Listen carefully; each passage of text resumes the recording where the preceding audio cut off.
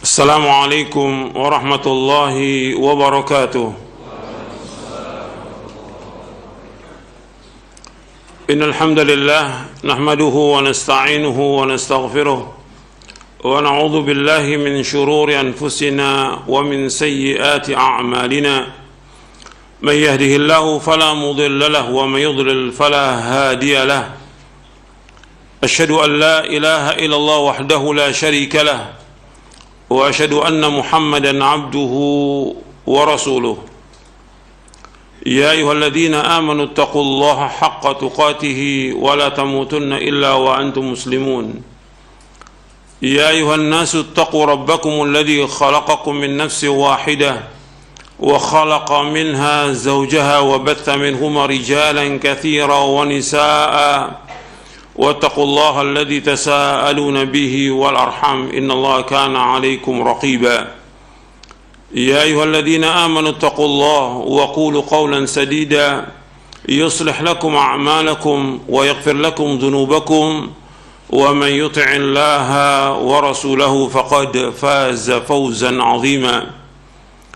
أما بعد فإن أصدق الحديث كتاب الله وخير الهدي هدي محمد صلى الله عليه وعلى آله وسلم وشر الأمور محدثاتها وكل محدثة بدعة وكل بدعة ضلالة وكل ضلالة في النار. أيها الإخوة أعزكم الله, kepada seluruh jamaah yang hadir, ikhwan maupun akhwat yang mudah dirahmati oleh Allah Ta'ala, dan kepada seluruh yang kaum muslimin yang menonton kajian ini di mana saja berada, yang mudah-mudahan dirahmati oleh Allah SWT.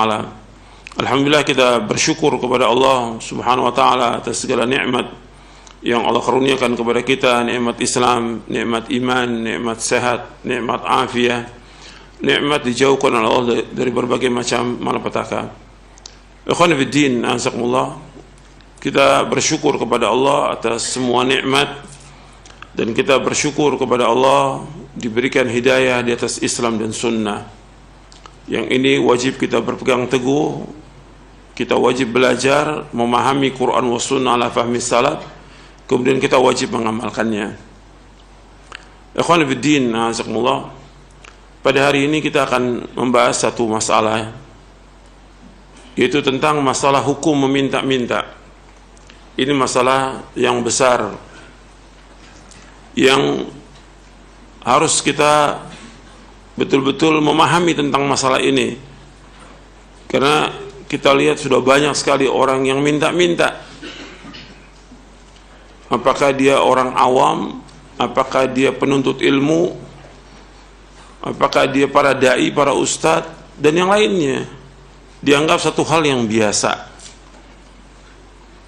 Ikhwan fiddin, azakumullah, yang antum harus perhatikan di dalam prinsip hidup yang antum perhatikan sebelum kita masuk kepada pembahasan bukunya, hukum minta-minta.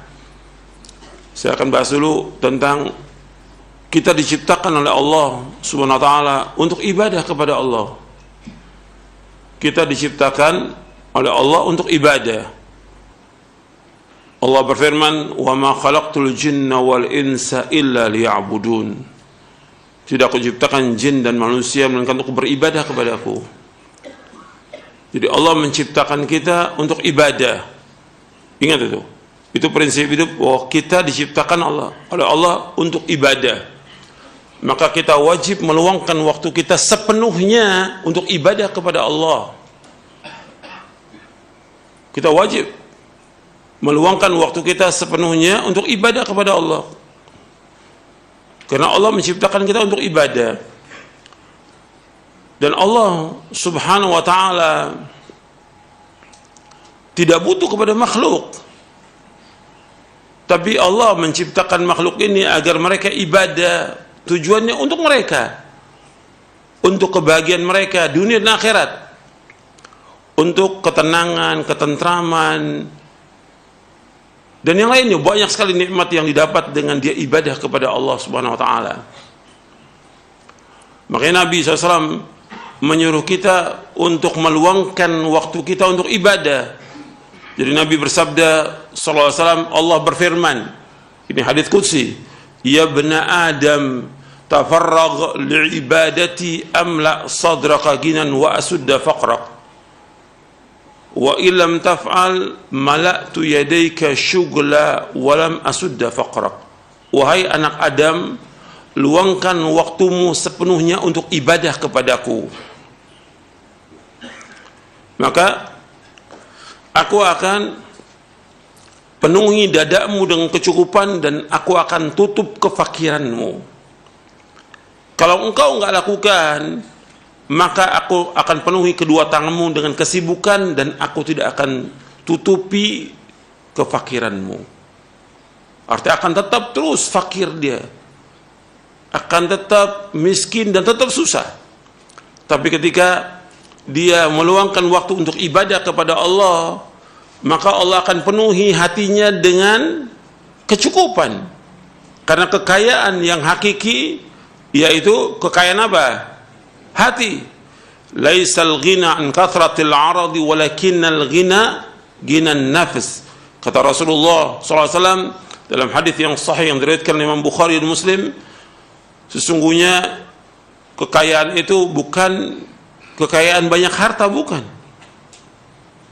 Kaya yang dimaksud adalah kaya hati.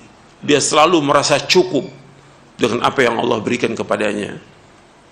Jadi Allah akan berikan kepada orang itu merasa cukup dan Allah akan tutupi kefakirannya. Tapi kalau dia sibuk terus dengan segala macam kesibukan dengan dunia dan yang lainnya, maka Allah akan terus membiarkan dia sibuk dan terus dia tidak akan ditutupi kefakirannya. Ini kerugian buat dia. Tambah jauh dia dari Allah SWT. Makanya luangkan waktu kita untuk ibadah kepada Allah. Itu prinsip yang pertama. Gunakan waktu kita untuk ibadah. Kalau ibadah ya sesuai dengan tuntunan syariat, dengan dasar Al-Quran wa sunnah ala fahmi salam. Jangan ibadah dipakai untuk main-main, tidak. Kita hidup untuk ibadah, bukan untuk main-main, bukan untuk jalan-jalan. Kalau orang mau main boleh secara hukum syar'i, dia mau jalan-jalan boleh, tapi jangan kemudian digabungkan antara ibadah dengan main-main. Nggak akan ketemu, nggak akan ketemu. Kita hidup untuk ibadah kepada Allah. Kemudian yang kedua, prinsip yang kedua, bahwasanya Allah SWT ketika memerintahkan hamba ini, saya ulangi lagi, ketika Allah menciptakan makhluknya, Allah sudah jamin rezeki mereka. Perhatikan, Allah khalaqakum wa razaqakum. Allah menciptakan kamu, Allah juga memberikan rezeki kepada kamu. Jadi Allah menciptakan makhluk ini, Allah juga jamin rezekinya buat mereka. Makanya ketika Allah menyebutkan tentang ibadah kepada Allah, maka Allah sebutkan juga bahwa Allah itu tidak butuh kepada makhluk, dan Allah yang memberikan rezeki kepada mereka.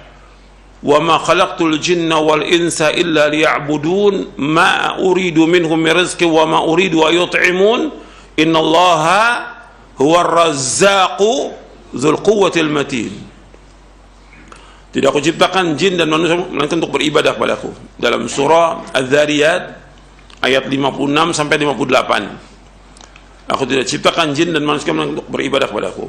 Aku enggak minta rezeki dari mereka dan aku enggak minta makan dari mereka. Allah yang terus menerus memberikan rezeki kepada makhluknya. Allah yang maha kokoh, Allah yang maha kuat. Kemudian ikhwan fillah, azakumullah, meskipun Allah sudah menciptakan kita, Allah menjamin rezeki, tapi kita diperintahkan oleh Allah untuk apa? Untuk mencari nafkah.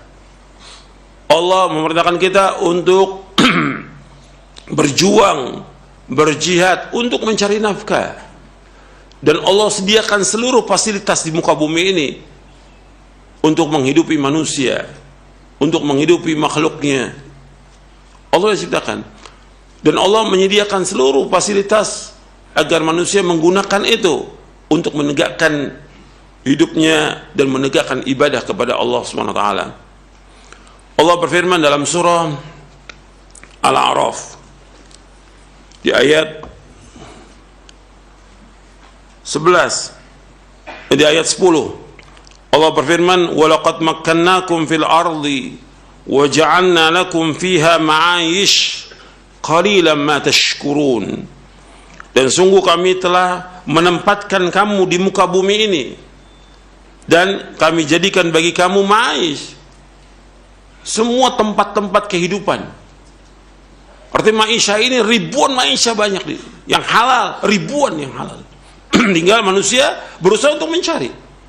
Allah udah ciptakan itu dan Allah adakan untuk manusia. Qalilan ma tashkurun, tapi sedikit kalian untuk bersyukur.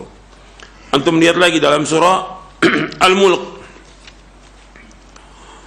di ayat 15. Dalam surah Al-Mulk ayat 15 Allah berfirman, "Walladzi ja'alakumul arda dalulan famshu fi manakibiha wa kulu min rizqi wa ilaihin nusyur." Dan Allah yang telah menjadikan bagi kalian bumi ini mudah untuk dijalani. Artinya enggak sulit. Bukan seperti mendaki gunung, mudah, dalulan. Semua mudah untuk dijalani oleh manusia ini. Famshu fi manakibiha, maka berjalanlah di muka bumi ini, di semua bumi ini dan di pelosok-pelosoknya kamu jalani. Wa kulu min rizqi, makanlah dari rezeki Allah Taala. Wa ilaihin nusyur, dan kepada Allah kalian akan kembali. Disuruh kita untuk berjalan di muka bumi untuk mencari nafkah. Antum lihat lagi, setelah ibadah Allah suruh kita cari nafkah dalam surah Al-Jum'ah di ayat 10. Allah berfirman, "Fa idza qudiyatis salatu fantashiru fil ardi wabtaghu min fadlillah wadhkurullaha katsiran la'allakum tuflihun." Apabila sudah selesai salat Jumat, fantashiru fil ard, maka bertebaranlah kalian di muka bumi. Wabtaghu min fadlillah, dan adalah kalian mencari karunia Allah. Nanti kalian cari nafkah. Selesai sholat, cari nafkah. Bukan diam di masjid, bukan tidur di masjid. Selesai, cari nafkah. Seperti orang selesai sholat subuh, keluar untuk cari nafkah. Wadhkurullaha katsiran la'allakum tuflihun. Dan adalah kalian ingat kepada Allah agar kalian menjadi orang-orang yang sukses. Artinya di samping kita mencari rezeki, disuruh kita untuk ingat kepada Allah Subhanahu wa taala. Banyak berzikir kepada Allah Subhanahu wa ta'ala. Jangan tinggalkan zikir dalam semua keadaan. Sebab dalam hadis yang sahih yang diriwayatkan oleh Imam Muslim dari Ummul Mukminin Aisyah radhiyallahu anha wa ardhaha, kana Rasulullah yadhkurullah fi kulli ahyani. Adalah Rasulullah SAW menyebut nama Allah, berzikir kepada Allah di semua keadaannya. Ketika duduk, ketika berdiri, ketika tidur, ketika berjalan, ketika melakukan apa saja enggak lepas untuk berzikir kepada Allah. Maka Allah menyuruh wadhkurullaha katsira, adalah kalian banyak berzikir kepada Allah, ingat kepada Allah, la'allakum tuflihun, agar kalian menjadi orang yang sukses. Jadi kita disuruh apa? Untuk mencari nafkah. Ini prinsip dalam kita beragama, dalam kita hidup ini seperti itu. Yang pertama, Allah ciptakan kita untuk ibadah. Yang kedua, kita disuruh untuk mencari nafkah.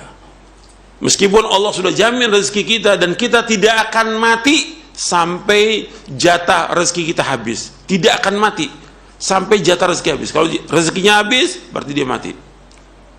Ini Allah sudah tetapkan.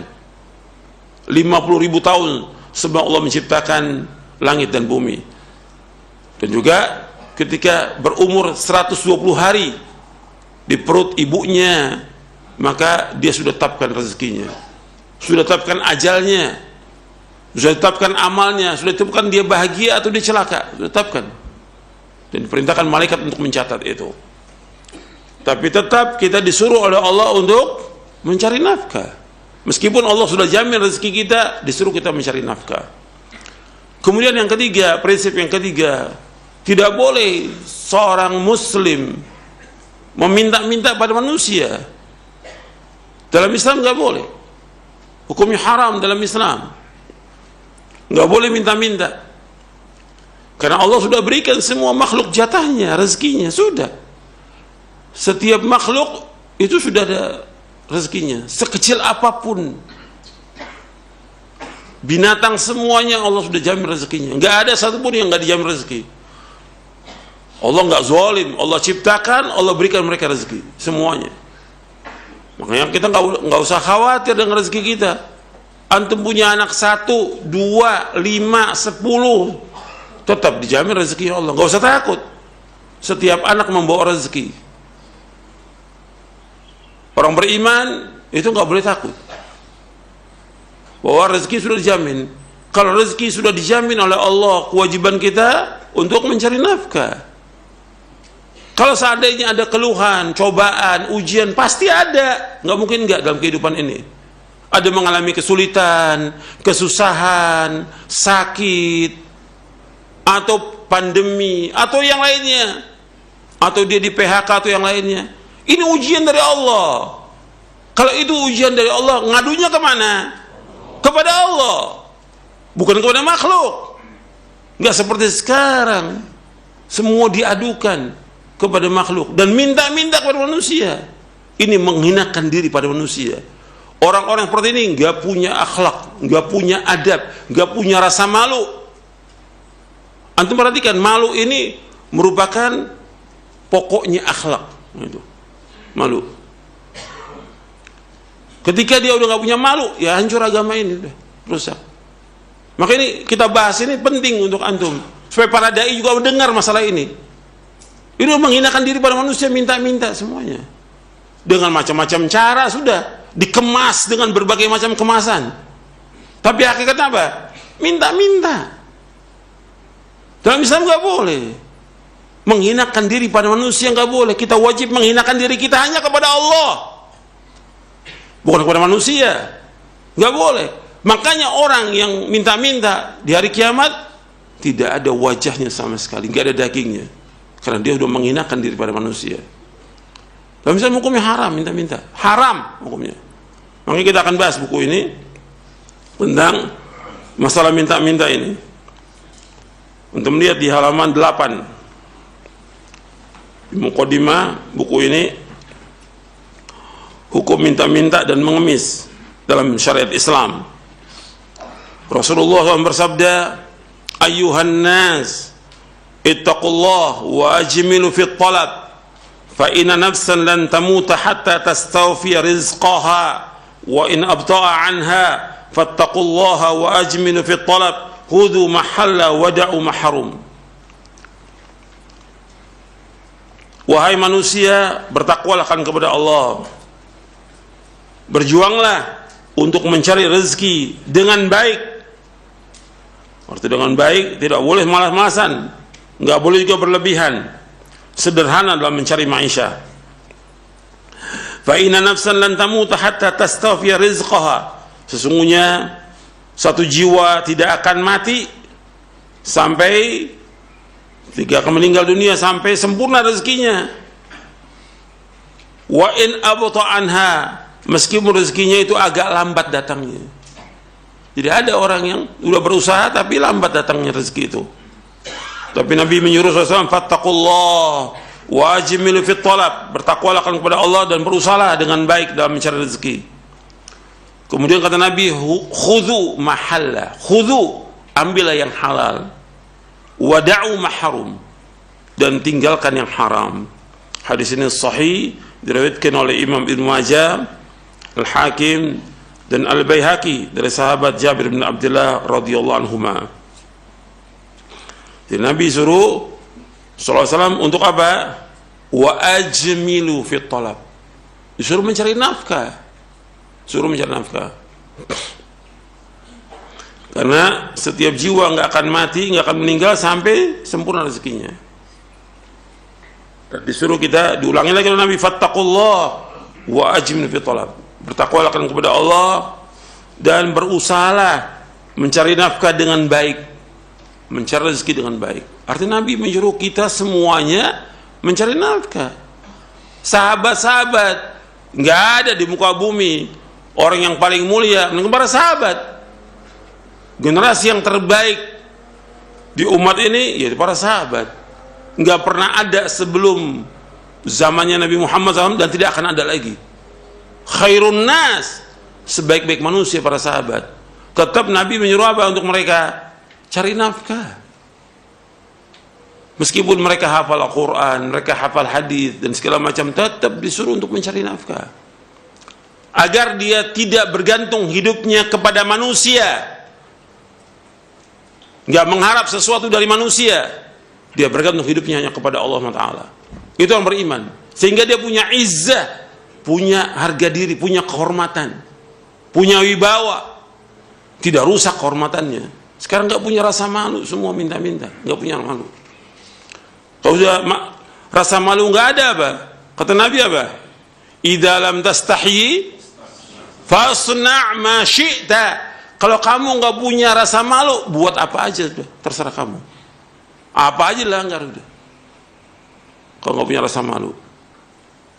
Ini perhatikan, malu ini justru mencegah kita untuk melakukan perbuatan yang haram. Gitu.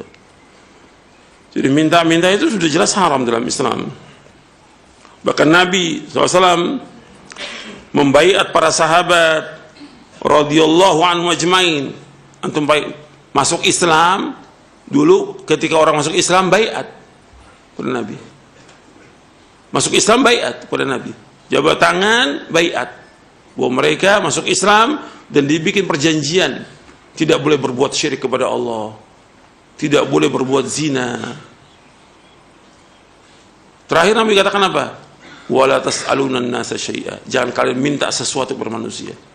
Antum orang baru masuk Islam dibaiat supaya apa? Tidak minta-minta kepada manusia. Antum perhatikan itu. Dan Nabi menyebutkan seperti itu. Bagaimana Nabi membaiat para sahabat radhiyallahu anhum ajmain agar para sahabat tidak minta-minta kepada manusia. Kalau sekarang kan enggak. Semua minta-minta pada manusia apa aja. Urusan apa aja, urusan makan, urusan anak-anak dan segala macam, semua minta-minta. Nanti saya bawakan hadis Nabi SAW yang menjelaskan tentang minta-minta. Ini puluhan. Dan Syekh Muqbil bin Hadi Al-Wadi'i rahimahullah, beliau menulis kitab tentang dhammul mas'alah, celaan untuk minta-minta. Beliau bawakan hadis di dalam kitabnya itu. Di muqaddimahnya beliau memberikan muqaddimah, saya melihat banyaknya para dai sekarang ini yang minta-minta pada manusia. Itu di muqaddimahnya. Maka beliau nulis itu karena banyak para dai sekarang ini yang suka minta-minta kepada manusia. Ini justru menjelekkan agama Islam. Jelek agama Islam dengan sebab itu. Enggak boleh. Jadi ikhwan fillah, azakumullah, sekarang kita baca tentang beberapa hadis yang berkaitan tentang haramnya minta-minta. Dan Nabi menjamin bagi orang yang enggak minta-minta. Nabi menjamin bagi orang tidak minta. Dengan apa? Dengan surga. Nabi menjamin bagi orang tidak minta dengan apa? Dengan surga. Saya sebutkan dulu ini tentang para sahabat. Ini buku pekan yang lalu sudah saya jelaskan kepada antum. Bawa pekan yang lalu saya bilang, insya Allah pekan depan kita akan bahas tentang hukum minta-minta. Antum bawa bukunya. Saya sudah sampaikan dalam kajian pekan yang lalu. Antum lihat di halaman 73. Dan halaman 74. Sambil akhirnya saja, kata para sahabat sebagaimana dijelaskan oleh Auf bin Malik Al-Asja'i bahwa kami ini ada 9 atau 8 atau 7 orang membaiat Rasulullah SAW. Kemudian kami berkata, qad bay'naka ya Rasulullah, kami telah membaiat engkau ya Rasulullah. Fa'ala ma nubayyuka, atas apa kami baiat engkau ya Rasulullah? Antum perhatikan di sini. Qala ala an ta'budullaha wa la tusyriku bihi syai'a was salawatil khamsi wa tuti'u wa asra kalimatan khafiyatan wa la tas'alun nasa syai'a. Falaqad ra'aitu ba'da ulaika an-nafar yasqutu sawtu adim fama yas'alu ahadan yunawiluhu iyyah. Ini diriwayatkan dari sahabat Auf bin Malik al-Asja'i. Kata beliau ada 7 orang atau 8 orang atau 9 orang. Sebutkan 9 atau 8 atau 7 orang. Kami bayat ya Rasulullah. Kami telah membayat engkau ya Rasulullah. Kami telah membayat engkau ya Rasulullah. Atas apa kami bayat engkau ya Rasulullah? Maka Nabi bersabda SAW, kalian bayat kepada aku, yaitu bayat ala an ta'budullaha wa la tusyriku bi syai'a wa salawatil khams wa tuti'u wa asara kalimatan khafiyatan wa la tas'alun nasa syai'a. Itu bayatnya, isi bayatnya agar kalian semuanya beribadah kepada Allah, tidak menyekutukan Allah dengan sesuatu, melaksanakan salat lima waktu, kalian taat kepada ulil amri. Kemudian Nabi SAW membisikkan satu kalimat kepada mereka, jangan sekali-kali kalian minta-minta kepada manusia.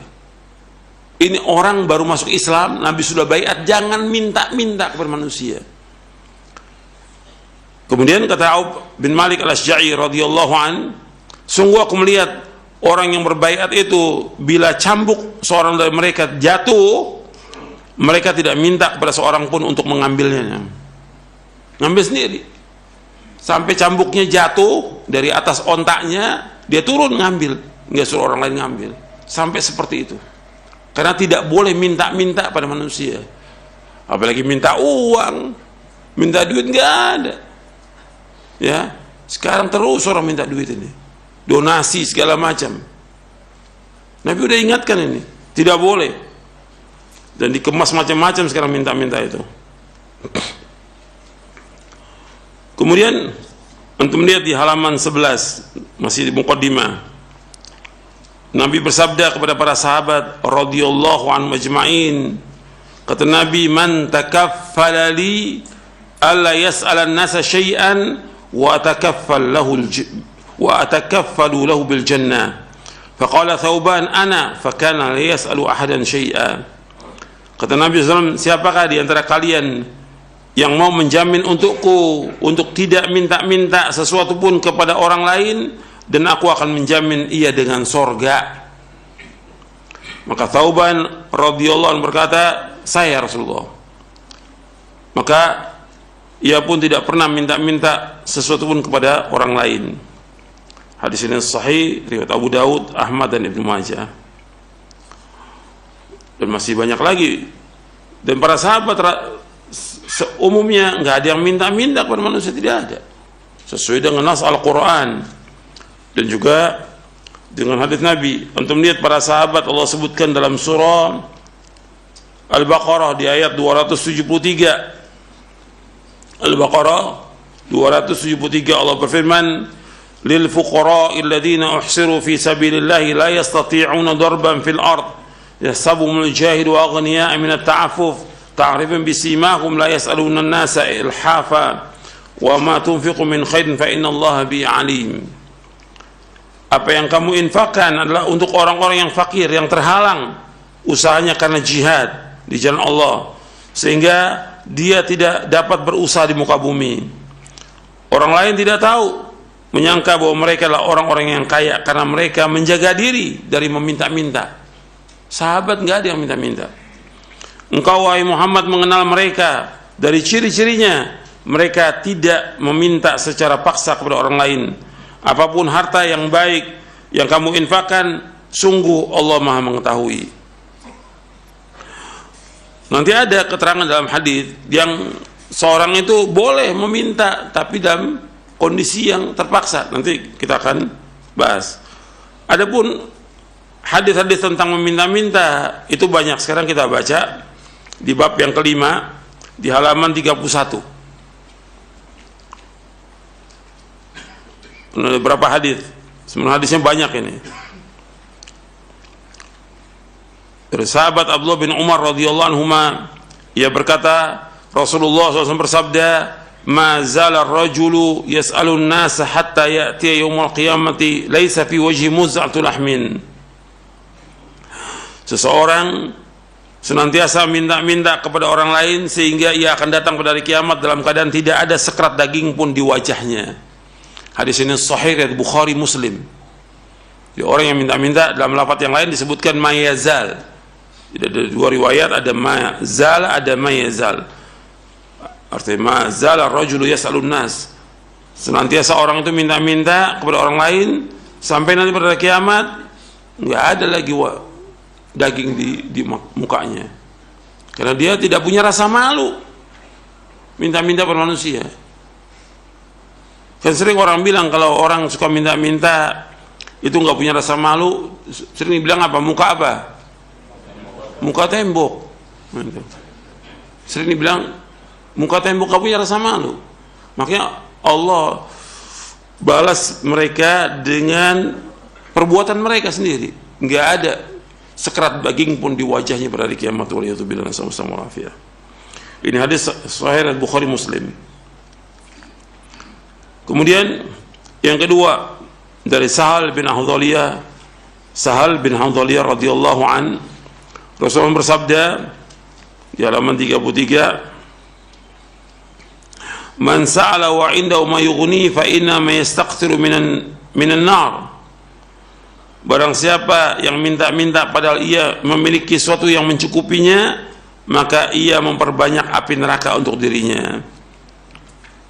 Dalam riwayat yang lain disebutkan min jamri jahannam, maka pada akhirnya dia membanyakkan bara api neraka jahanam. Para sahabat bertanya, faqalu ya Rasulullah, wa ma yughni? Man sa'ala wa 'indahu ma yughni. Barang siapa yang minta padahal dia memiliki sesuatu yang mencukupinya, fa inna yastaqtir minan nar, maka dia memperbanyak api neraka untuk dirinya. Sekarang apa yang dimaksud ma yughni? Yang mencukupi dirinya sehingga dia enggak minta-minta. Mereka bertanya, para sahabat radhiyallahu majma'in kepada Nabi SAW. Kata mereka, ya Rasulullah, wa ma yughni? Wa Rasulullah, apa yang mencukupinya? Apa yang dimaksud dengan cukup yang tidak boleh seorang minta-minta? Maka disebutkan qadru ma yughaddihi wa yu'ashi, yaitu dijawab sekedar ukuran yang dapat mencukupi untuk makan siang dan makan malam. Jadi kalau dia sudah punya beras untuk makan siang makan malam, udah nggak boleh minta-minta. Ini sekarang yang minta-minta sekarang apa? Sudah punya beras 1 karung di rumahnya, belum lagi yang lain, masih minta-minta pada manusia. Kemudian dikatakan lagi oleh perawi hadisnya, ayyakuna lahu shib'u yaumin wa lailatin aw lailatin wa yaumin, yang membuatnya kenyang dalam sehari semalam atau 1 malam dan 1 hari. Hadis ini sahih Imam Ahmad, Abu Daud dan Ibnu Hibban. Makanya sahabatnya sampai Abu Hurairah pingsan. Hadisnya sahih Bukhari. Abu Hurairah radhiyallahu anhu pingsan. Lapar dia, nggak minta kepada manusia, tidak. Dan Nabi SAW meskipun nggak ada makanan di rumahnya, Nabi nggak minta-minta pada sahabat.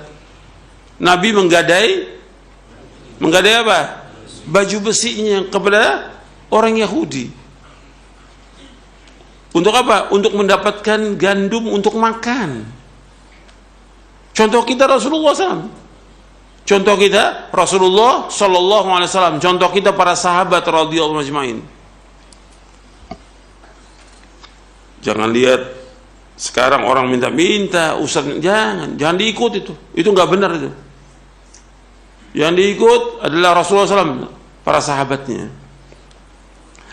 Kemudian hadis yang ketiga, Nabi bersabda SAW dari sahabat Hubshi bin Junadah radhiyallahu anhu, ia berkata, Rasulullah SAW bersabda, man sa'ala min ghairi faqrin fa ka'annama ya'kul jamra. Barang siapa yang minta-minta kepada orang lain tanpa adanya kebutuhan, maka seolah ia memakan bara api. Hadis sahih Imam Ahmad, Ibnu Khuzaimah, At-Tabrani dan Mu'jamul Kabir. Jadi barang siapa yang minta-minta kepada orang lain tanpa ada kebutuhan, dia minta-minta, maka dia makan bara api. Ya kenapa harus minta kepada orang? Kan bisa dia beli itu. Apa yang bisa dia beli, dia beli. Nggak mampu, ya sudah. Dia makan apa adanya. Tapi minta-minta nggak boleh. Dan ada orang yang cukup untuk makan 1 hari atau 2 hari, tapi dia masih minta kepada manusia. Berarti dia memperbanyak harta dengan sebab itu. Maka pada hakikatnya dia meminta bara api. Hadis yang keempat dari sahabat Abu Hurairah radhiyallahu an. Rasulullah bersabda, "Man sa'ala an-nasa amwalahum takatsura fa inna ma yas'alu jamran falyastaqil aw liyastakthir." Barang siapa yang minta harta kepada orang lain untuk memperkaya diri, maka sungguh ia hanyalah meminta bara api. Maka silakan ia meminta sedikit atau banyak. Ini faedahnya banyak dah di sini. Dari 4 hadis ini untuk menunjukkan bahwa haramnya minta-minta. Kemudian faedah lagi yang kedua, orang yang minta-minta kepada orang lain berarti ia minta bara api yang kelak akan membakarnya pada hari kiamat.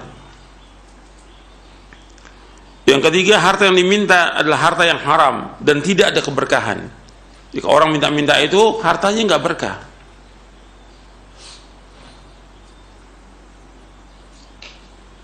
Kemudian faedah lagi, kalau orang minta-minta karena kebutuhan, memang dia nggak punya makanan sama sekali hari itu, dia terpaksa untuk minta, boleh. Kalau nggak punya apa-apa, dia boleh minta. Kemudian Nabi mengancam orang yang suka minta-minta untuk memperbanyak. Nabi katakan, "Falyastaqil aw liyastakthir."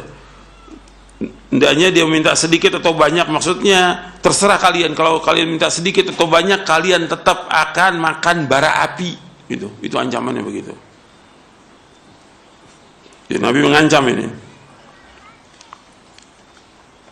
Kemudian yang kelima, hadis yang kelima dari sahabat Thauban radhiyallahu an, maula Rasulullah, bahwa Rasulullah bersabda, "Man sa'alan nasa mas'alatan wa huwa anha ghaniyun kanat syai'an fi wajhi." Barang siapa yang minta-minta kepada orang lain padahal ia tidak membutuhkan, maka akan ada cacat di wajahnya. Artinya dia sudah cukup untuk makan sehari atau 2 hari cukup, tapi dia masih minta-minta kepada manusia, maka akan cacat di wajahnya pada hari kiamat. Hadis ini sahih riwayat Imam Ahmad, Darimi, At-Tabrani dalam Mu'jamul Kabir. Kemudian juga yang keenam, Nabi bersabda SAW, "Al-mas'alatu kaddun yakudu biha ar-rajulu wajha illa yas'ala ar-rajulu sultanan aw fi amrin la budda min." Meminta-minta itu merupakan cakaran yang seseorang mencakar wajahnya dengannya, kecuali jika seorang minta kepada penguasa atau atas sesuatu hal yang perkara yang sangat perlu. Hadis ini sahih riwayat Tirmidzi, Abu Daud, Nasai, Ahmad, Ibnu Hibban dan yang lainnya. Antum perhatikan di sini. Hadis ini menyebutkan bahwa orang yang minta-minta merupakan cakaran yang dia mencakar wajahnya nanti pada kiamat sehingga nggak ada nanti dagingnya. Dia cakar wajahnya karena dia telah merobek kehormatannya. Kecuali dia minta kepada penguasa, dia fakir ini, rakyat ini fakir miskin, dia punya hak untuk minta kepada siapa? Penguasa. Yang pertama dia minta kepada siapa? Allah, was'alullah min fadli. Yang kedua boleh dia minta kepada penguasa. Umpamanya terjadi gempa umpamanya, atau tsunami, atau yang lain, atau angin yang puting beliung yang menghancurkan rumahnya. Yang bertanggung jawab untuk membangun rumah itu siapa? Penguasa. Bertanggung jawab. Makanya ketika orang jadi amir, jadi penguasa, jadi raja, presiden, dia punya tanggung jawab kepada seluruh rakyat. Dia akan diminta tanggung jawabnya kelak pada hari kiamat. Jadi ketika rumahnya hancur, bukan minta-minta pada manusia, dia minta kepada penguasa. Karena yang bertanggung jawab kepada rakyat itu penguasa. Jadi kita harus dudukan pada tempatnya. Ini kewajiban penguasa. Seperti pada pekan yang lalu, ketika ada pertanyaan tentang minta-minta untuk masjid. Pada hakikatnya masjid tanggung jawab siapa? Penguasa. Dari zaman Rasulullah SAW, dari zaman Khulafaur Rasyidin sampai muluk para raja, semua yang bangun masjid adalah penguasa, para raja itu. Kalau ada orang kaya mau bangun, boleh, nggak ada masalah. Kalau ada orang kaya, saya yang bangun masjid sendiri. Sebenarnya saya banyak sekarang seperti itu, nggak ada masalah, boleh. Dan itu bagus, ganjarannya besar. Orang bangun masjid berarti dia membangun rumahnya di sorga, itu besar ganjarannya. Pada akhirnya yang pertama kali penguasa, maka dia boleh minta pada penguasa. Kecuali kalau penguasa sudah diminta nggak mau bantu dia, tetap nggak mau bantu, maka dia boleh untuk mencari dana untuk itu sesuai dengan kebutuhannya, dan caranya dengan cara yang baik. Dia bisa datangi orang-orang tertentu yang kaya untuk bisa membangun masjid, atau ketika rumahnya kena musibah dia bisa minta kepada orang tertentu untuk bisa bangun. Tapi kalau dia umpamanya masih ada harta atau simpanan yang bisa dia bangun sendiri. Tapi kalau nggak ada, ya boleh, karena kondisi terpaksa dia harus tinggal. Karena ini kewajiban ulil amri. Kemudian ikhwan fillah, azakumullah, ini dua hadis ini menjelaskan tentang celaan kepada orang minta-minta, bahwa minta-minta hukumnya haram dan akan menjadi cakaran nanti pada hari kiamat. Artinya dia nggak akan mempunyai wajah di hari kiamat nanti. Dan boleh kita minta-minta kepada penguasa.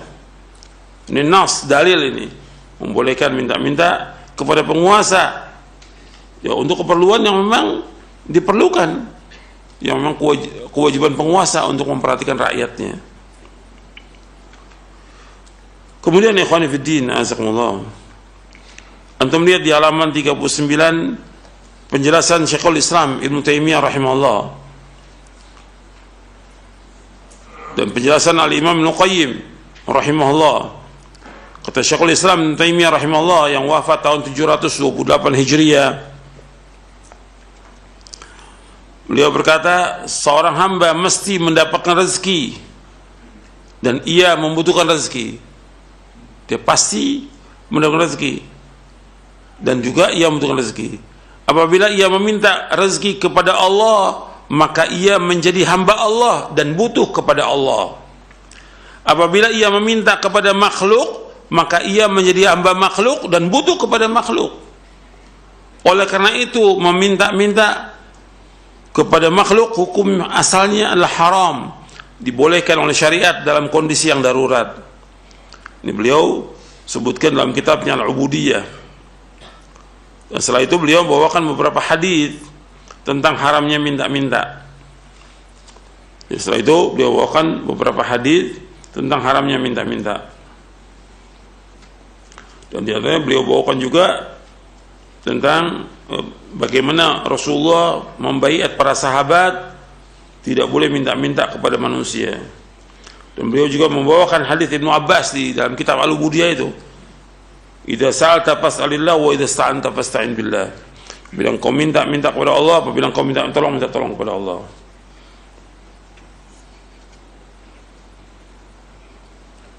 Kemudian dijelaskan oleh Al-Imam Ibnu Qayyim Al-Jauziyah rahimahullah yang wafat tahun 751 Hijriah.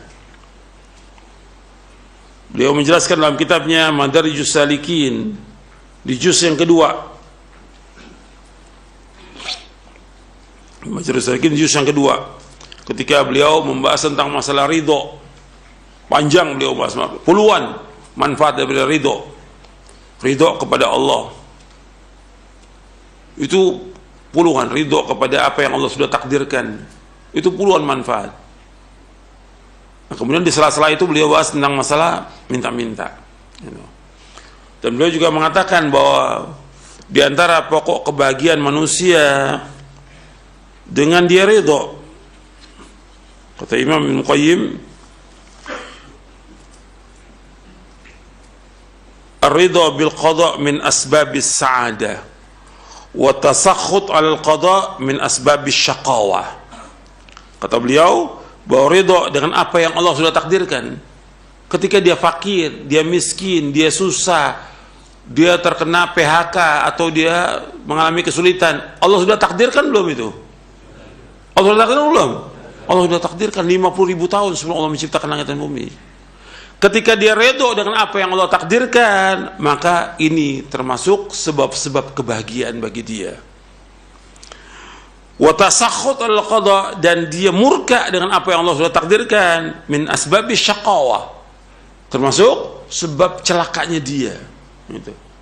Maka bagi kita redha dengan apa yang Allah sudah takdirkan. Redha. Tapi jangan minta-minta kepada manusia, jangan. Di dalam kitabnya Madarijus Salikin, beliau juga sebutkan tentang masalah minta-minta hukum haram. Kemudian beliau membawakan, setelah beliau bawakan tentang hukumnya haram, beliau bawakan hadisnya. Lebih dari 20 hadis tentang haramnya minta-minta dibawakan oleh Ibnu Qayyim dalam kitabnya Madarijus Salikin. Lebih dari 20 hadis. Kata beliau, sesungguhnya minta-minta pada hakikatnya adalah yang pertama kezaliman terhadap hak rububiyah Allah Azza wa Jalla. Yang kedua, kezaliman terhadap hak orang yang minta, yang diminta. Dan yang ketiga, kezaliman pada hak orang yang meminta. Jadi disebutkan oleh Al-Imam Ibnu Qayyim itu, wal mas'alatu fil asli haramun wa innama ubihat lil hajati wa darurah li'anha zulmun fi haqqi rububiyyah wa zulmun fi haqqil mas'ul wa zulmun fi haqqis sa'il. Masalah minta-minta pada hukum asalnya haram. Wa innama ubihat lil hajati wa darurah, sesungguhnya dibolehkan karena satu keperluan dan darurat. Li'annaha zulmun fi haqqi rububiyyah, karena ini merupakan kezaliman pada hak rububiyah. Wa zulmun fi haqqil mas'ul, dan zalim kepada hak orang yang diminta.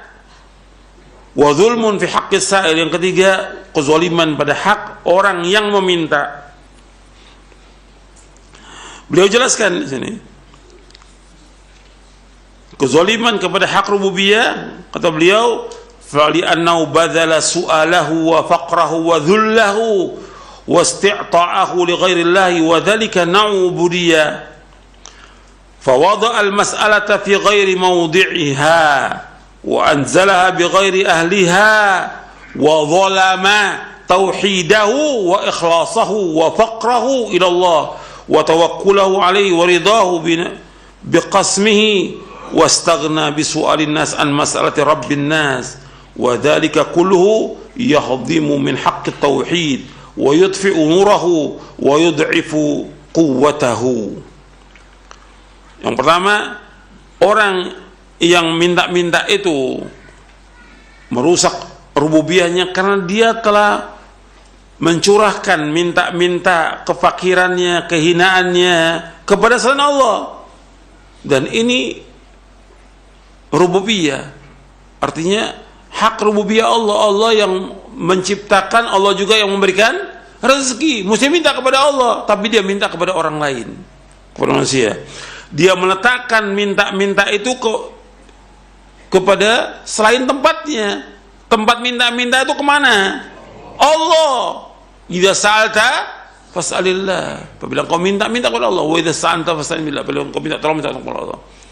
Yang mesti dia minta kepada Allah ditempatkan kepada yang lain. Zalim atau tidak ini? Zalim.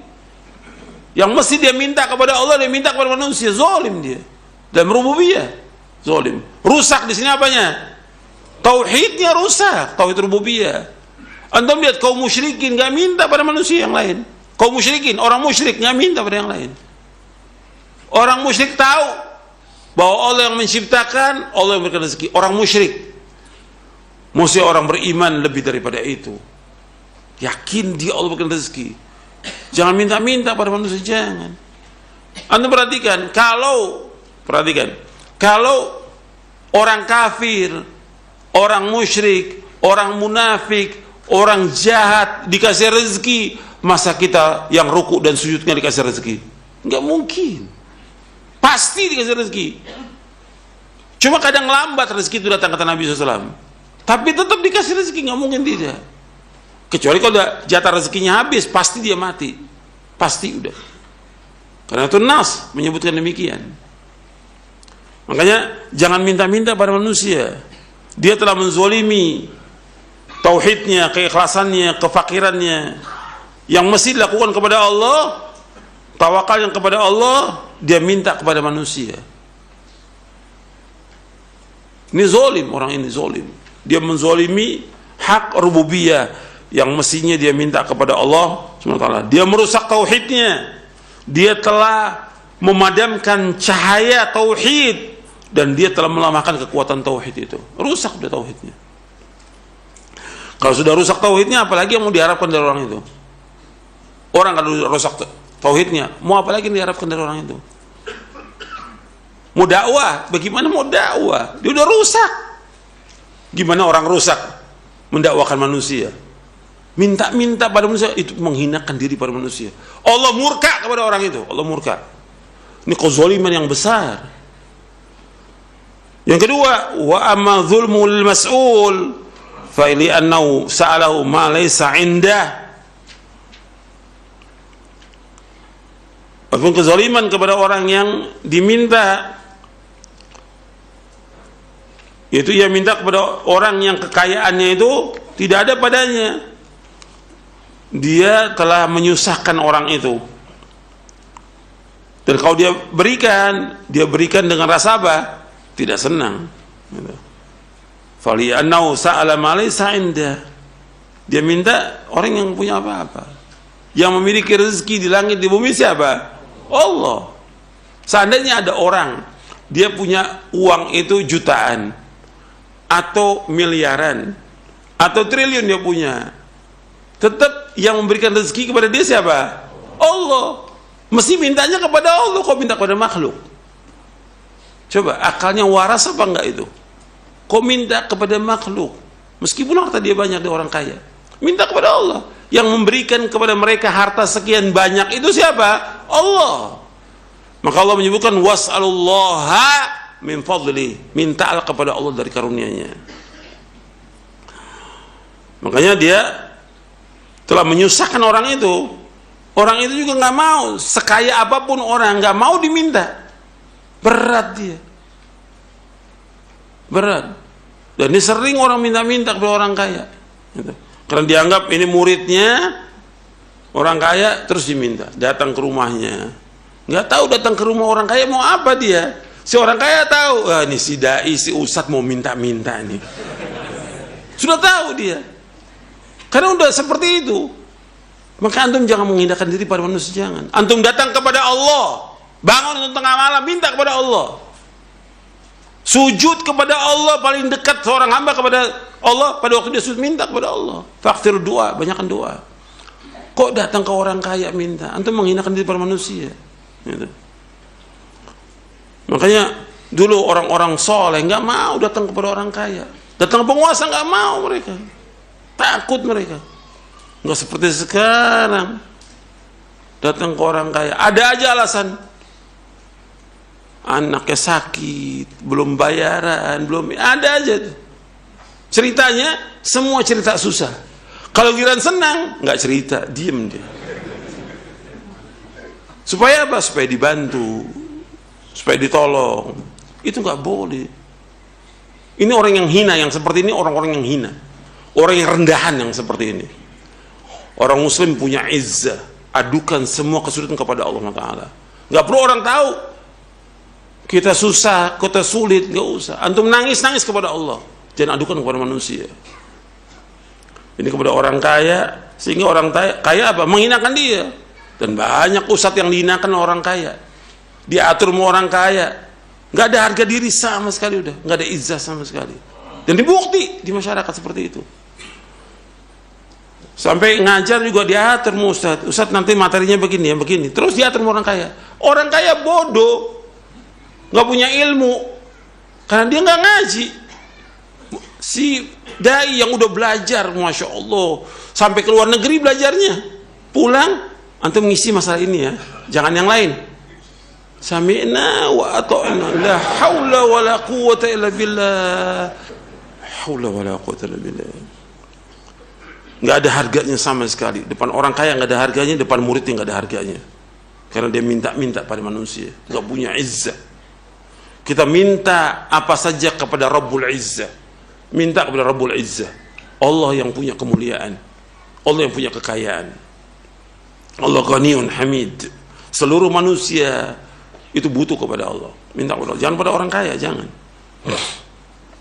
Kemudian wa amma dzulmu li nafsihi fa innahu araqa ma'a wajhi wa dhalla li ghairi khaliqihi wa anzala nafsahu adna al manzilatain wa radiya laha bi abqasil halatain wa radiya bi isqati syarafi nafsihi wa izzati ta'affufi wa rahati qana'atihi wa ba'a sabrahu wa ridahu wa tawakkulahu wa qana'atahu bima qusima lahu wa istighna'ahu 'anil nas bi su'alihim wa hadha 'ainu dhulmihi li nafsihi id wada'aha fi ghairi mawdi'iha.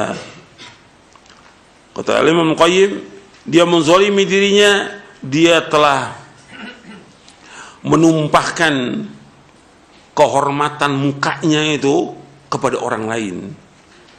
Dia telah menghinakan dirinya kepada selain Allah SWT. Dia telah menempatkan dirinya pada dua kedudukan yang paling rendah. Dia redha dengan dua keadaan yang paling hina. Dia redha dengan menggugurkan kehormatan dirinya. Dia redha dengan menggugurkan kemuliaan dia untuk tidak minta-minta pada manusia, dia minta-minta pada manusia. Dia telah menggugurkan kehormatan dirinya dengan apa? Dengan qanaah, yang mesti dia qanaah cukup dengan apa yang Allah berikan, dia jual kepada orang lain. Dia jual kesabarannya, dia jual keredoannya, dia jual tawakalnya, dan juga qanaahnya dengan apa yang Allah berikan kepada dia.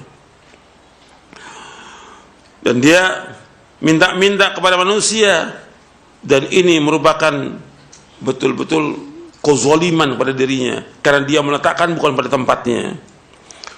Dan terus disebutkan oleh Ibnu Qayyim, wa adhaba izzaha wa sagharaha wa haqqaraha. Dia telah menjual dan menghilangkan kemuliaan dirinya, dia telah menghinakannya, dia telah merendahkannya. Rendah, orang-orang yang minta-minta itu rendah, hina gitu. Makanya tidak boleh dalam Islam minta-minta, hukumnya haram. Dia telah menjual kesabarannya, tawakalnya kepada selain Allah. Dia jual kepada manusia. Dan ini kezaliman. Nanti antum bisa lihat itu, antum baca. Dan Ibnu Qayyim setelah itu membawakan lebih dari 20 hadis tentang tidak bolehnya minta-minta, hukumnya haram. Jadi ikhwan fillah, jazakumullah, ini masalah minta-minta hukumnya haram, dan kita nggak boleh minta-minta kepada manusia. Bahwa kita orang beriman itu diberikan segala macam oleh Allah Ta'ala untuk mencari nafkah. Cari nafkah, tadi ayatnya sudah dibawakan. Dan yang paling nikmat kita makan itu dari hasil jerih payah kita sendiri, bukan dari minta-minta. Nabi bersabda SAW, kita melihat di halaman 67.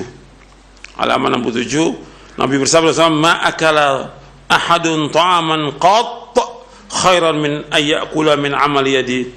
Wa inna Nabi Allah Daud alaihissalam kana ya'kulu min amal yadi. Tidaklah seorang itu makan suatu makanan pun yang lebih baik daripada hasil pekerjaan atau usaha tangannya sendiri. Dan sungguhnya Nabi Allah Daud alaihissalam adalah makan dari hasil pekerjaan tangannya sendiri. Hadis ini sahih riwayat Imam Bukhari dari sahabat Miqdam.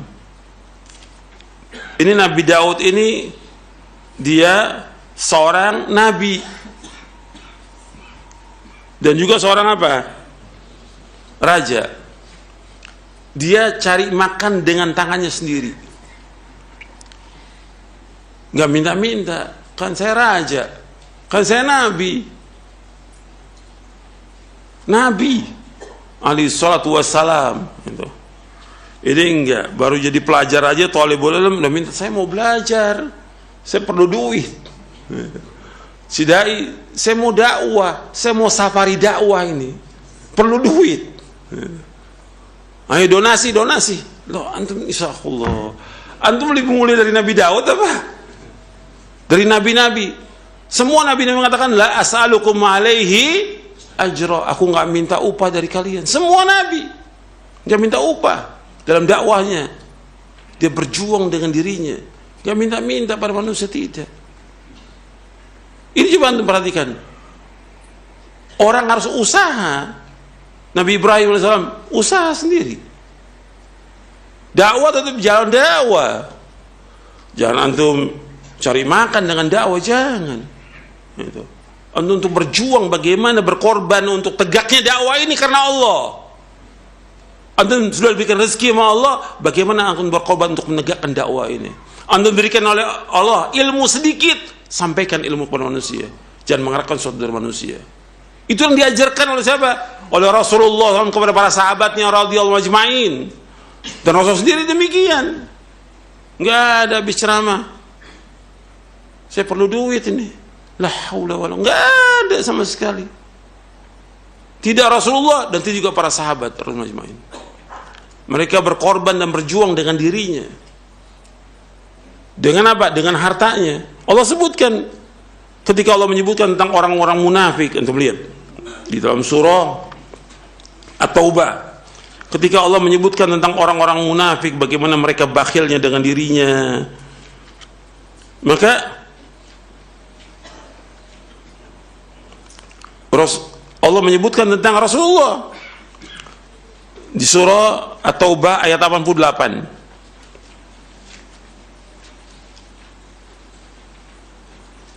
Surah Taubah itu, lakin ar-rasul walladzina amanu ma'ahu jahadu bi amwalihim wa anfusihim wa ulaika lahumul khairat wa ulaika humul muflihun a'adallahu jannatin tajri min tahtiha al-anharu khalidina fiha dzalikal fawzul 'azim.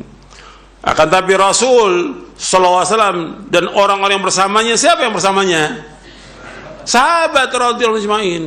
Jahadu, mereka berjihad bi amwalihim, dengan harta mereka. Perhatikan tuh, ini nas Al-Quran, bi amwalihim, dengan harta mereka. Rasul berjihad dengan hartanya, para sahabat berjihad dengan hartanya untuk menegakkan agama ini. Wa ulaika lahumul khairat, bagi mereka semua kebaikan. Al-khairat, sebagian mufassir menunjukkan khairat itu artinya wanita-wanita bidadari surga. Wa ulaika humul muflihun, dan mereka adalah orang-orang yang sukses, orang yang beruntung. Allah sediakan bagi mereka sorga-sorga yang mengalir di bawahnya sungai-sungai yang mereka kekal dalamnya selama-lamanya.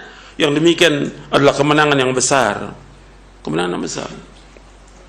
Ini harus diperhatikan nih oleh para dai, bahwa kita harus berjihad dengan diri kita, dengan harta kita. Cari nafkah, tetap cari nafkah, wajib. Dakwah, tetap dakwah, wajib. Tinggal kita bagi waktu kita untuk dakwah, kita bagi waktu kita untuk cari nafkah. Dan Nabi Zakaria seorang nabi, kana Zakaria najjaran, kata Nabi SAW. Nabi Zakaria seorang tukang kayu. Tukang kayu. Apa? Karena dia tukang kayu lalai dari dakwahnya? Tidak, tetap dakwah jalan terus. Tapi cari nafkah jalan terus. Hadis ini sahih. Yang tadi yang disebutkan bahwa Nabi Daud itu cari nafkah makan dengan usaha sendiri, itu riwayat Bukhari. Adapun Nabi Zakaria sebagai tukang kayu, ini hadis yang sahih riwayat Muslim, Ahmad, Ibnu Majah, dan sahabat Abu Hurairah radhiyallahu anhu.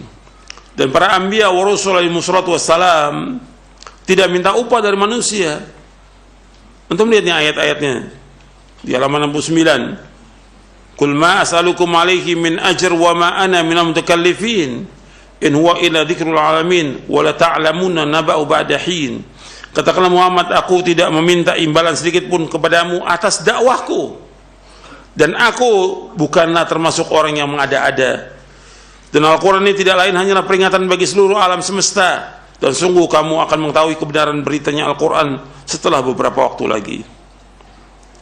Kemudian juga Allah berfirman, wa ma as'alukum alaihi min ajr in ajriya illa ala rabbil alamin. Ini semua nabi-nabi mengatakan demikian. Dan aku tidak meminta imbalan kepadamu atas ajakan ini, imbalanku hanya dari Allah Rabbul Alamin. Enggak minta upah. Semua nabi, semua rasul alaihi wassalatu wassalam. Dan orang yang mengatakan bahwa saya ini tidak mau bekerja, saya mengharapkan pemberian orang saja. Ini kata Imam Al-Barbahari, orang yang seperti ini nggak pernah lakukan oleh para sahabat. Antum lihat di halaman 71. Kata Imam Al-Barbahari rahimahullah dalam kitabnya Syarhus Sunnah, beliau wafat tahun 329 Hijriah. Kata beliau, tidak boleh orang mengatakan saya tidak mau kerja dan saya ambil upah dari pemberian orang saja. Perbuatan semacam ini tidak pernah dilakukan oleh para sahabat radhiyallahu anhum ajma'in. Tidak juga oleh para ulama sampai dengan zaman kita sekarang ini. Bahkan Umar bin Khattab radhiyallahu an mengatakan pekerjaan yang rendah atau hina tetapi halal lebih baik daripada ia mengharap pemberian manusia. Kerja. Seperti apa pekerjaan yang dianggap hina oleh manusia? Seperti antum jual air di pinggir jalan, jual air di lampu-lampu merah umpamanya. Atau pekerjaan-pekerjaan jadi kuli umpamanya. Itu lebih mulia daripada minta pada manusia. Antum ada para ulama yang memang mereka tetap menuntut ilmu, tetap juga dakwah, mereka jadi kuli untuk menghidupi kehidupannya. Ada jadi ulama yang jadi kuli, nggak ada masalah. Yang penting dia tidak minta-minta pada manusia. Kemudian kata Al-Hafidz Ibnu Hajar Al-Asqalani rahimahullah, kalau yang tadi perkataan Imam Al-Barbahari rahimahullah, kalau ini kata Al-Hafidz Ibnu Hajar Al-Asqalani membawakan perkataan Imam Ahmad bin Hanbal. Beliau mengatakan, kata Imam Ahmad, wajib atas manusia semuanya untuk bertawakal kepada Allah Ta'ala dan melatihnya serta membiasakan diri mereka untuk berusaha, maksudnya untuk kerja, cari nafkah. Ini Al-Hafidz bawakan dalam kitabnya Fathul Bari di juz yang ke-11. Kemudian Al-Hafidz juga Ibnu Hajar membawakan perkataan Umar bin Khattab ini. Jadi ini anda perhatikan banyak penjelasan para ulama tentang masalah ini, bahwa kita disuruh untuk mencari nafkah, tidak boleh bergantung pada manusia, tidak boleh mengharap sesuatu dari manusia. Orang beriman dia memberi itu lebih bagus daripada dia meminta, atau dia selalu diberikan. Yang terbaik kita memberi. Dan kalau kita menjaga diri, Allah akan jaga diri kita. Kalau kita merasa cukup, Allah akan cukupkan kita.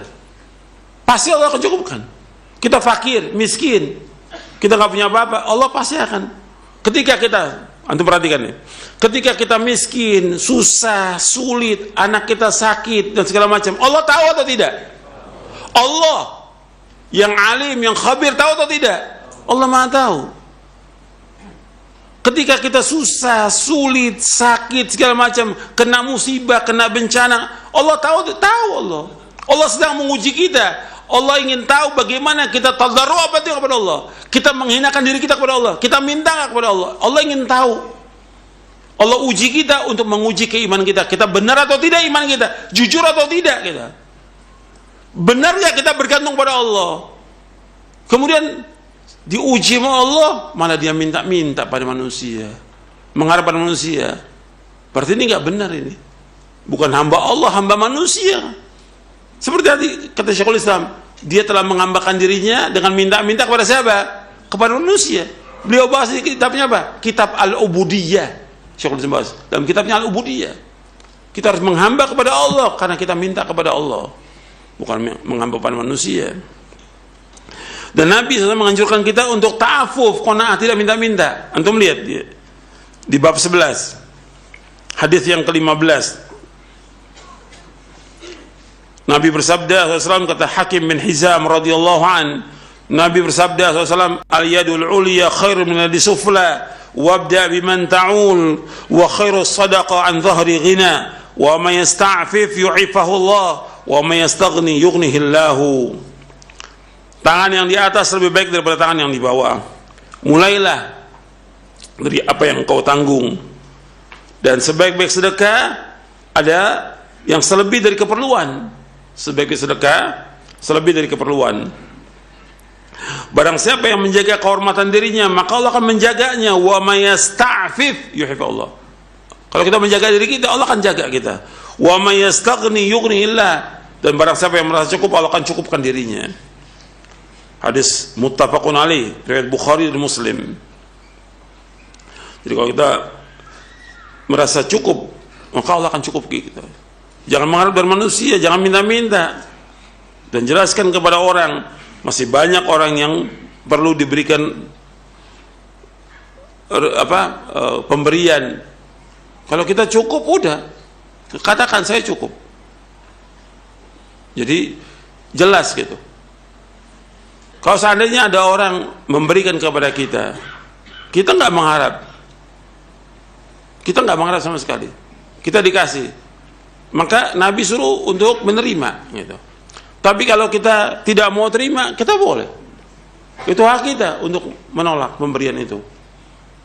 Umar radhiyallahu an, Nabi tahu Umar mengalami kesulitan dalam hidupnya. Ada orang memberikan kepada Umar, kemudian ditolak Umar. Kata Nabi, kamu terima, karena Nabi tahu Umar membutuhkan. Kamu terima. Kalau kamu nggak butuh, kamu berikan pada orang lain. Tapi untuk Nabi sendiri pernah Nabi diberikan, Nabi nggak mau. Bahkan Aisyah radhiyallahu anha wa ardaha pernah diberikan kasur oleh sahabat wanita. Nabi lihat sampai rumah, kata Nabi kepada Aisyah, ruddihi, kembalikan. Aisyah nggak mau. Ruddihi, kembalikan. Sampai 3 kali. Nabi kemudian marah. Kata Nabi SAW, kalau seandainya aku mau, Allah jadikan gunung di Madinah ini jadi emas untuk aku. Kalau aku mau. Keras Nabi setelah itu. Disuruh kembalikan. Nabi nggak mau. Jadi boleh orang tidak mau untuk menolak, boleh. Gitu. Karena memang dia cukup. Dia cukup. Masih banyak orang yang susah yang perlu diberikan. Gitu. Ini enggak, semuanya serba minta, hidupnya minta. Itu enggak ada barokah sama sekali. Itu menurunkan anaknya juga demikian nanti, jadi tukang minta-minta. Na'udzubillah. Kalau kita mengadu kepada manusia tentang kesulitan kita, kefakiran kita, Allah enggak akan tutupi kefakiran kita, enggak akan. Gitu. Tapi kalau kita adukan kepada Allah, Allah akan berikan kecukupan buat kita. Kemudian ikhwan fillah, azakumullah, yang minta-minta itu akan diberikan oleh Allah kefakiran terus menerus. Karena dia sudah buka bab itu, pintu itu, maka dia akan fakir seumur hidupnya. Antum lihat hadisnya di halaman 90.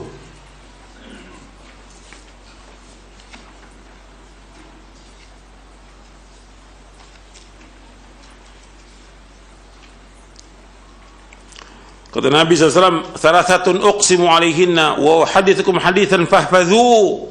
Qala ma naqasa malu 'abdin min sadaqah wa la dhulima 'abdun madlamatan fa sabara 'alaiha illa zadallahu 'izza wa la fata 'abdun baba mas'alatin illa fatahallahu lahu baba faqrin aw kalimatan nahwaha. Hadis ini masih panjang, tapi ini saya bawakan sepotong aja. 3 perkara kata Nabi SAW, aku bersumpah untuknya dan aku beritakan satu hadis kepada kalian, maka hafalkanlah. Beliau bersabda SAW, tidaklah berkurang harta seorang hamba karena sedekah. Jadi, apa yang kita sedekahkan itu nggak akan kurang. Tidaklah seorang hamba dizolimi kemudian ia bersabar atasnya, kecuali Allah Azza wa Jalla akan menambahkan kemuliaan padanya. Dan yang ketiga, tidaklah seorang hamba membuka pintu minta-minta, kecuali Allah akan membuka pintu kefakiran untuknya. Atau kalimat yang seperti itu. Hadis ini sahih dari Imam Ahmad, Tirmidzi, Ibnu Majah, Baihaqi dan yang lainnya. Jadi ikhwan fillah, azakumullah, ini diantara hadis-hadis dan juga penjelasan para ulama tentang tidak bolehnya minta-minta. Ini supaya kita berhati-hati, jangan sampai kita termasuk orang yang minta-minta. Sekarang ini sudah banyak sekali donasi. Bukan nggak boleh orang untuk meminta sesuatu yang memang sangat diperlukan. Seperti tadi masjid, di tempat itu nggak ada masjid. Kalau nggak dibangun masjid, orang nggak ada yang sholat berjamaah. Pada asalnya yang bangun masjid adalah penguasa. Penguasa nggak ada peduli tentang masalah ini. Ya kita boleh cari dana untuk itu. Tapi datangnya orang-orang kaya tertentu aja yang mau. Mungkin ada orang yang mau satu masjid. Di Indonesia ada. Bukan hanya di Timur Tengah aja yang ada. Di Indonesia ada. Orang yang bangun sama masjid, saya yang bangun masjid ini dan saya yang jamin untuk keperluannya, operasionalnya. Ada, di Indonesia ini ada. Gitu. Dan itu barokah buat dia hartanya. Dengan sebab itu. Kalau enggak ya berapa orang bangun, gak ada masalah. Tapi jangan terus menerus minta-minta. Apalagi di pinggir jalan, itu merusak nama Islam. Seperti itu. Atau memang pondok, nggak ada pondok, di tempat itu nggak ada pondok. Dan memang di masyarakat itu perlu pondok untuk pembinaan. Nggak ada tempat pendidikan yang sesuai dengan masalah kecuali tempat itu. Maka kita boleh bangun. Tapi kalau memang nggak ada tempat itu kecuali yang kita akan bangun ini, boleh kita minta-minta. Tapi cari orang tertentu. Cuma jangan ditulis salurkan riba Anda ke rekening ini, jangan. Ya Allah, apa nggak ada uang yang halal lagi di dunia ini? Semuanya haram. Kok sampai menghinakan seperti itu? Ini udah ada berapa pondok rekening riba, ada khusus rekening ribanya. Jadi antum membolehkan orang untuk riba. Pada asalnya untuk membangun jalan, membangun WC, pada asalnya dari uang yang mana? Uang halal pada asalnya. Cuma ini ada fatwa ulama disalahgunakan fatwa ini. Jadi ada orang yang memang dia sudah hidupnya puluhan tahun dengan riba. Dan hartanya semua dengan riba, bukan sedikit miliaran. Datang kepada Syekh bin Baz rahimahullah, bagaimana ini hartanya? Ya kamu keluarkan. Bukan sedekah karena nggak ada nilainya, harus dibuang. Bagaimana? Ya harus dimanfaatkan. Untuk apa? Ya untuk kepentingan jalan umum itu. Itu terjadi. Tapi bukan salurkan riba Anda, bukan. Itu orang minta fatwa. Fatwa ini disalahgunakan oleh orang. Begitu. Dengan antum begitu, orang nggak apa-apa lah kita nabung di bank-bank konvensional, dapat ribanya nanti salurkan ke pondok ini. La haula wala quwwata illa billah. Campur uang haram. Bagaimana pendidikan anak itu? Makan dari uang haram nantinya itu. Jangan. Semua pada asalnya dengan uang yang halal. Bangun jalan, bangun pondok, bangun WC, bangun segala macam, semua dari uang yang halal. Gitu. Dan itu semua ada ganjarannya, ada pahalanya, karena kita untuk membangun kepentingan umum, gitu, bermanfaat besar. Tapi jangan minta riba dari manusia. Kondisi seperti itu boleh, tapi jangan terus menerus. Sekarang ini enggak. Kita menyibukkan untuk yang lain. Antum sekarang ini pondok-pondok, jadi yang kewajiban ulil amri sekarang jadi pondok. Untuk apa? Nyantuni janda-janda, nyantuni orang miskin. Ini kewajiban yang pertama orang pemerintah, yang kedua orang-orang kaya. Nah sekarang kok jadi pondok sekarang ini? Punya rekeningnya banyak lagi. Ada rekening ini, rekening ini. Dan orang kalau sudah minta-minta nggak akan berhenti. Untuk ingat tuh. Udah nih selesai satu ini, punya program lagi, minta-minta lagi. Selesai lagi, bikin terus, nggak akan berhenti. Kalau antum pondok itu untuk apa? Untuk minta-minta atau mendidik? Tempat pendidikan. Antum didik generasi itu menjadi orang-orang yang soleh. Sibukkan dengan apa? Dengan ilmu. Sekarang enggak. Sibuk dengan apa? Donasi. Udah sibuk tuh. Kalau udah dari mulai hari Sabtu nyari. Terus sampai udah malam Jumat udah sibuk. Tiap hari bayangin.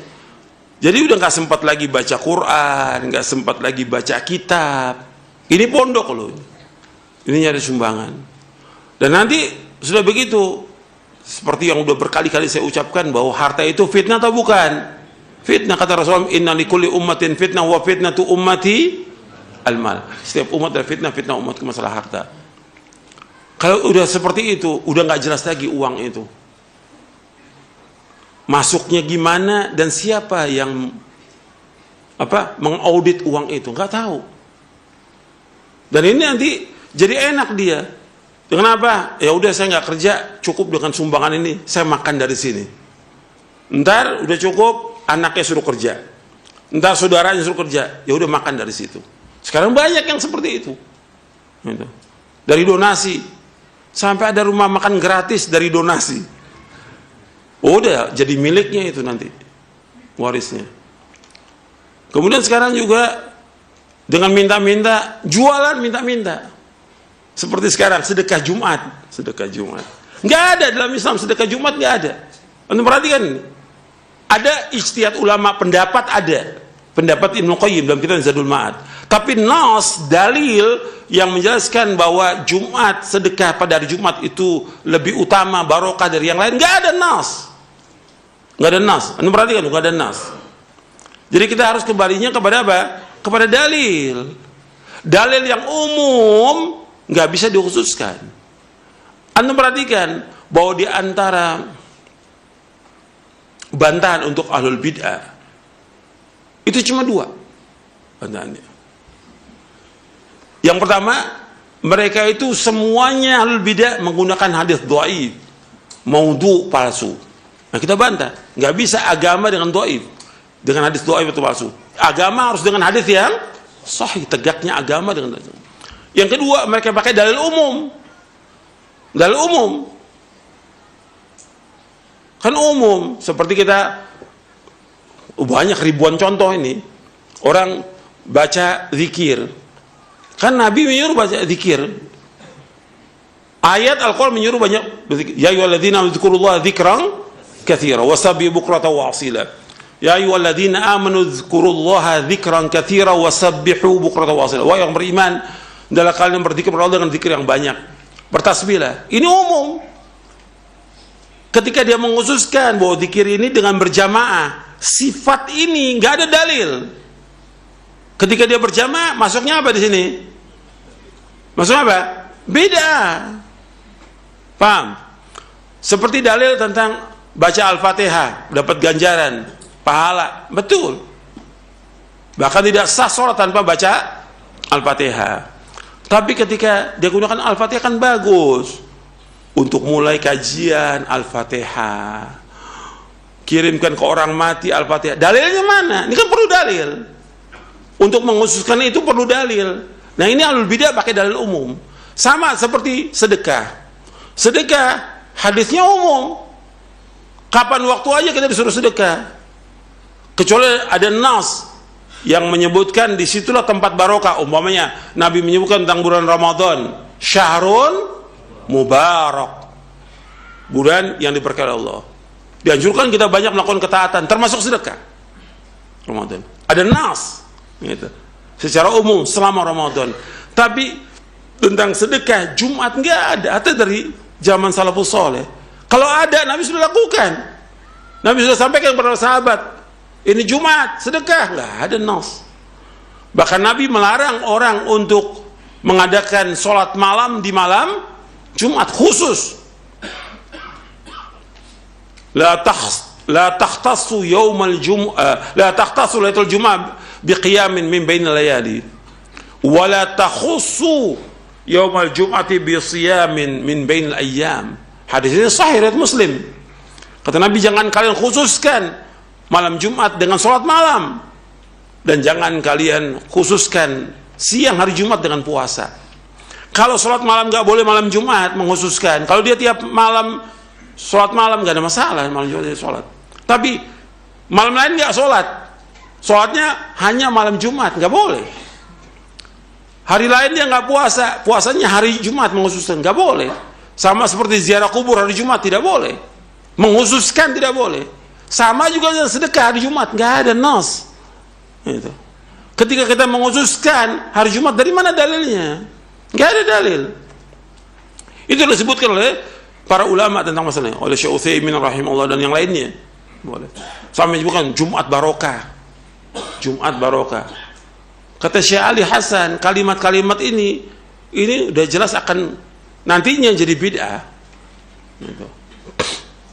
Berarti kalau yang lain tidak barokah. Hanya Jumat barokah, yang lain nggak barokah. Kalau kita sedekah hari Jumat, kalau hari lain nggak, bukan Jumat, kita nggak sedekah. Nggak boleh dalam Islam. Karena apa? Setiap hari justru sedekah. Kata Nabi, ma min yaumin yusbil ibadu fi illa malakani yanzilani fayaqulu aduma Allah ma'ati munfiqan khalafa wa yaqul akhar Allah ma'ati mumsikan talafa. Ini hadis riwayat Bukhari Muslim. Kata Nabi bersabda SAW, setiap hari 2 malaikat turun. Satu malaikat mengatakan setiap hari, setiap pagi, ya Allah gantikan orang yang infak hari ini. Ya Allah hancurkan orang tidak infak. Setiap hari malaikat itu turun. Berarti setiap hari kita disuruh sedekah. Nah, ketika mengusulkan Jumat, ini kemudian jadi nih. Para pedagang apa? Wah, mulai rebo nih. SMS orang kaya, sedekah Jumat. Gitu. Ini pada hakikatnya minta-minta. Gitu. Antum gimana dagang? Antum gak punya kemuliaan dagang. Ada orang mau beli, silahkan gak beli, gak ada masalah. Antum sudah usaha untuk dagang, antum tawakal kepada Allah, serahkan kepada Allah. Laku atau tidak laku, ini ketentuan dari Allah Ta'ala. Tapi antum minta-minta, mulai Jumat, mulai hari Rebo tuh, mulai tuh SMS, mulai WA, sedekah Jumat. Antum harus sedekah. Saya nggak sedekah, antum harus sedekah. Masya Allah, dipaksa orang. Antum jualan apa seperti ini? Antum bukan jualan, minta-minta, gitu. Nggak boleh dalam Islam. Sekarang antum gimana? Antum orang suruh sedekah hari Jumat, antum sendiri nggak sedekah. Terus juga gimana tuh transaksinya? Kalau jual beli gimana tuh? Dia yang umumkan sedekah, orang nyumbang pada dia yang jualan, dia yang bagikan. Gimana transaksinya nih? Bisa dipercaya apa enggak ini orang-orang ini? Dan rata-rata orang kalau sudah minta-minta, umumnya jadi tukang bohong, umumnya jadi penipu. Udah sering minta-minta itu, bohong udah. Dan antum makan harta manusia, kalau ada kelebihan harta itu kemana itu? Gimana tanggung jawabnya?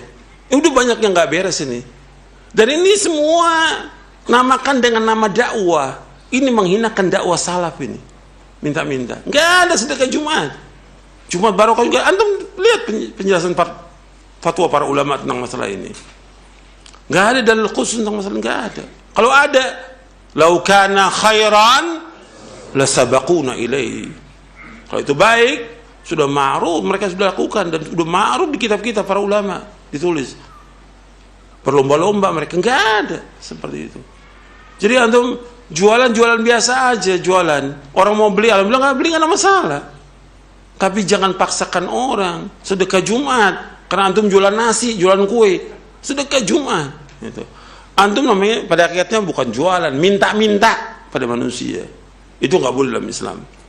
Ini penting saya sampaikan seperti ini karena udah banyak ini, bukan hanya orang awam, para pelajar, orang yang ngaji, ustadz minta-minta.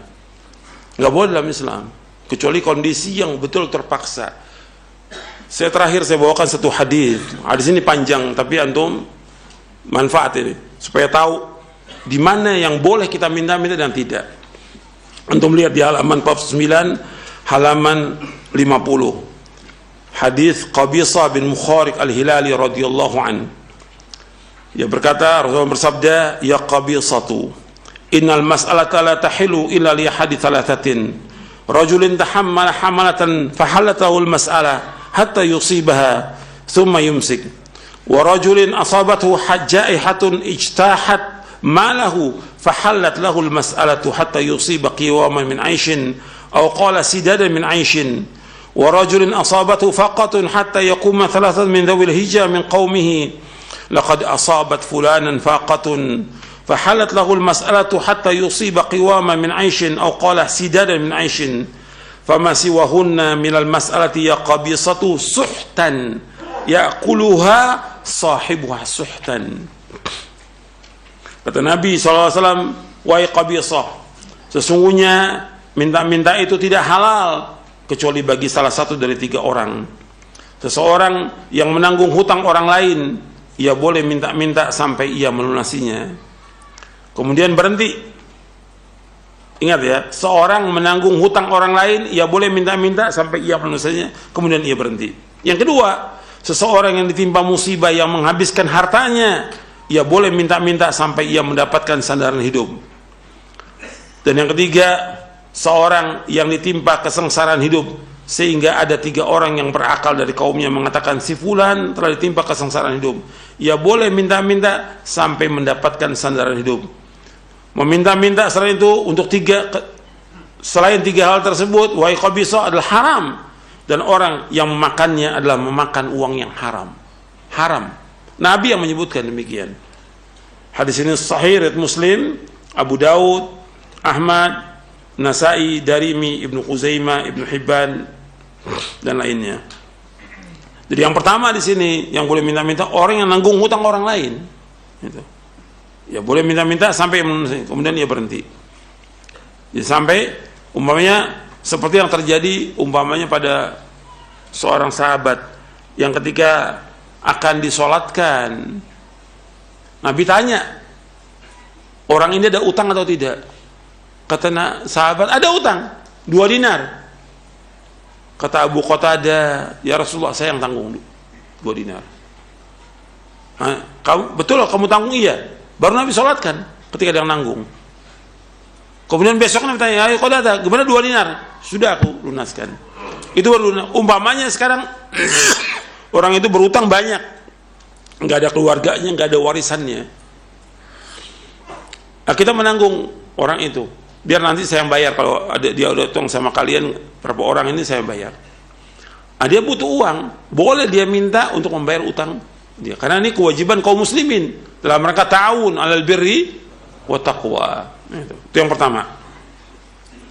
Yang kedua, orang yang ditimpa musibah yang menghabiskan hartanya, seperti dia kebanjiran habis hartanya atau kebakaran habis hartanya. Dia boleh minta-minta sampai mendapatkan kecukupan dia. Dia minta-minta. Kondisinya memang dia jelas orang tahu dia kena musibah, terbakar rumahnya. Gitu. Dan dia nggak ada harta lagi, semua terbakar. Boleh dia minta-minta. Yang ketiga, orang yang timpa kesengsaraan hidup, yang orang miskin. Sehingga ada 3 orang berakal di kaumnya mengatakan si fulan ditimpa kesengsaraan hidup. Jadi ada saksinya. Orang itu miskin, yang menyaksikan siapa? 3 orang. Dan 3 orang di sini kata Nabi, 3 orang yang berakal. Ya, orang yang berakal mengatakan betul dia orang susah, bahwa dia orang fakir, itu boleh. Kalau sekarang kan enggak, semua orang ngaku dirinya fakir, ngaku dirinya miskin, padahal duitnya punya, ini punya, motor punya, bahkan mobil punya, minta-minta dia. Enggak boleh, haram hukum dalam Islam. Selain itu, selain 3 itu adalah suhud, adalah haram. Jadi kita tidak boleh untuk mengharap sesuatu dari manusia. Kalau ada orang memberikan kepada kita, ya kita terima. Kalau kita nggak butuh, kita berikan kepada orang lain. Gitu. Tapi boleh kita mengatakan bahwa saya nggak mau terima, itu boleh, nggak ada masalah. Seperti Nabi SAW menolak di hadiah dari sahabat yang lain. Ya, ini saja yang perlu dibahas. Mudah-mudahan bermanfaat untuk saya dan untuk antum sekalian, sehingga antum tahu bagaimana kita hidup ini. Prinsip hidup kita, prinsip kita jangan minta-minta. Prinsip hidup kita jangan mengharap sesuatu pada manusia. Orang yang mengharap sesuatu manusia pasti dia akan kecewa. Tapi mengharap pada Allah tidak akan kecewa.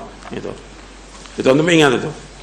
Kemudian juga yang antum ingat lagi, bahwa hidup ini apa adanya. Jangan kita memaksakan takalluf dengan diri kita untuk sesuatu. Kita hidup apa adanya, nggak punya apa-apa, nggak ada masalah. Kita jalan hidup ini. Jangan maksakan. Kita nggak mampu untuk punya mobil, kita paksakan beli mobil sampai utang. Nggak mampu kita untuk punya motor, kita paksakan untuk utang, sehingga berat kita untuk membayar hutangnya. Kita bisa bangun rumah sederhana, tapi kita bangun rumah yang agak mahal sehingga kita utang sama orang sampai ratusan juta. Itu akan menyusahkan hidup kita nanti. Kalau kita mati, kesian istri kita, anak kita, nggak dapat warisan, yang dapat apa? Bayar utang. Jangan menyusahkan hidup ini. Kata Nabi, la tukhifu anfusakum ba'da amniha. Jangan kalian menakutkan diri kalian sudah aman. Dengan apa ya Rasulullah? Bidain, dengan utang. Jangan. Kita hidup apa adanya. Dan Nabi SAW tidak mau minta-minta pada manusia. memimpin dunia dan akhirat, Sayyidul Anbiyaul Mursalin. Untuk makan, Nabi nggak minta pada manusia. Dan sahabat tahu Nabi susah, tahu. Nabi nggak cerita pada orang lain. Ya pasti ada sahabat yang tahu, tapi nggak ada sahabat, ayo Nabi, yuk kita donasi buat Nabi. Nggak ada, sama sekali nggak ada. Ini nggak ada ustadz, istrinya sakit atau meninggal, ayo donasi buat ustadz. Antum lihat Nabi SAW, nggak ada.